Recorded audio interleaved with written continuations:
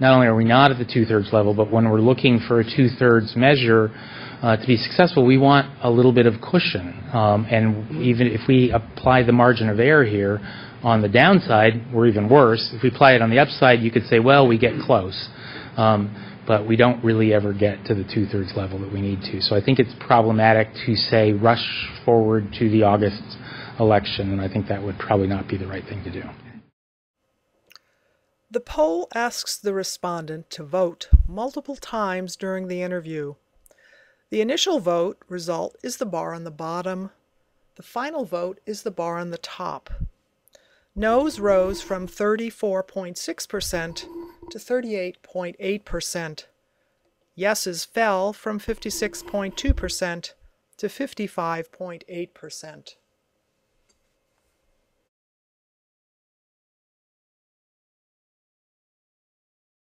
The two very telling pieces of data to me were we couldn't identify any price point to get support, and we couldn't identify any facility use that actually garnered the 2/3 support. And what that tells me is there's simply no appetite to invest in this facility at this time. The poll asks, what issues are most important in Los Altos? The two orange ovals show school issues are most important. Public safety is almost of equal importance. In the green bar, preventing tax increases is next in importance. In other words, be careful about increasing taxes for any of those other uses lower on the slide.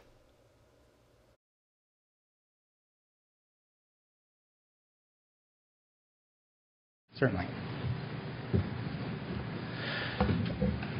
Help me understand the first line there where it says protecting the quality of our public education. How was that framed to the respondent?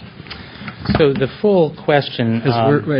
just so they weren't confused on, obviously, it was the city calling and not the school district. Well, we didn't say that.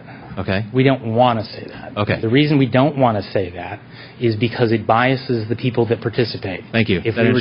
That answers the question. Okay. So if you can correlate this, that first line, to slide 10.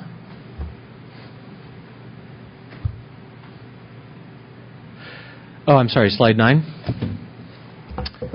In their responses on the features of the measure, nowhere in there is school facility.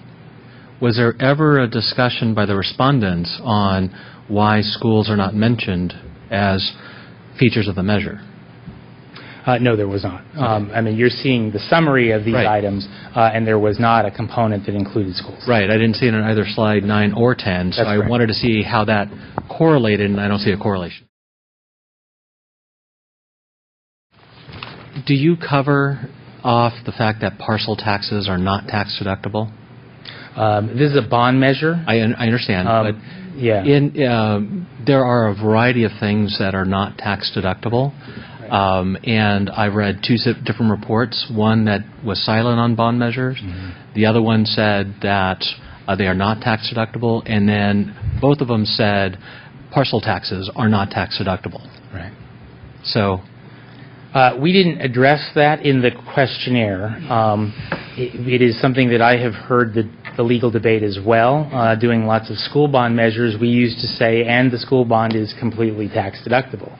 But we've read that same document that you've seen that says, no, it's not. Yeah.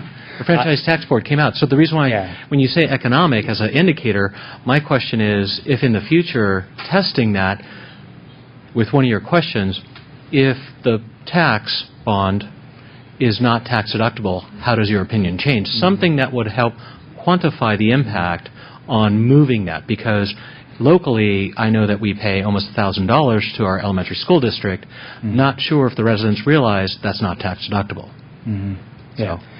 They probably don't, because, again, many of us didn't realize that either, and for years school bonds were sold as being tax deductible. We stopped asking that question on the positive side in the last year and a half.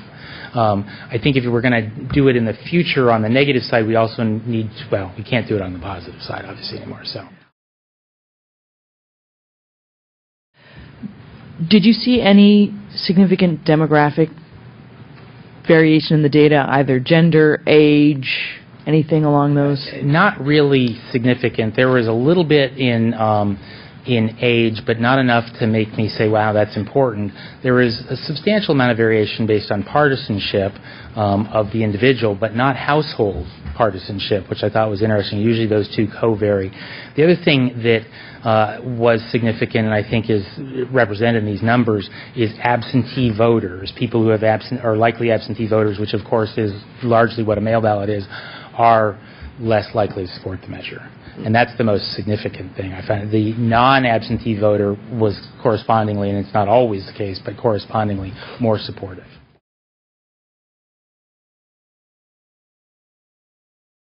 I am the chair of the BPAC, but I am speaking as an individual tonight. Thank you. I just wanted to mention to the council that I would ask that they revisit this plan and reflect today's sensibilities and preferences on the plan that today looks a little too luxurious, I think, for us, and I think you're seeing that in the numbers. I think that some of the things that trouble me is it's unclear on what the total cost of the whole project is, all phases, including the long-term ongoing operational and maintenance costs of this project. I urge you to think creatively. I urge you to move cautiously as you prepare to spend public dollars and perhaps go out on the credit card, if you will, and get a bond measure. There are many examples of cities who went out and built themselves very nice facilities. They got out over their ski tips, and I think they are cautionary tales for all of us. They are not Los Altos, I do agree, but they do provide some lessons for us that I think we should learn from. So again, I urge you to think creatively, but move cautiously. Thank you. Thank you. 3 people gave me reports. They were interviewees on the phone, and unanimously, 3 out of 3, indicated that the questions were very slanted towards promoting the project. Now, I don't know which set of questions they got, but it was important to. In one case, it said if you answered the question one way, you said you were against disabled people, or you were against this or against that. In other words, it didn't leave you much room for answering it other than what would have been the desired. So I was worried that this is more a marketing promotion effort instead of an opinion research effort. Although I'm somewhat impressed with the report, I'd like to look at the crosstabs and the questions because I'd like to see exactly how the questions were phrased. Overall, I think that the kind of numbers less than 2/3 are something that a lot of us expected, and that maybe that the phase 1 was a bridge too far.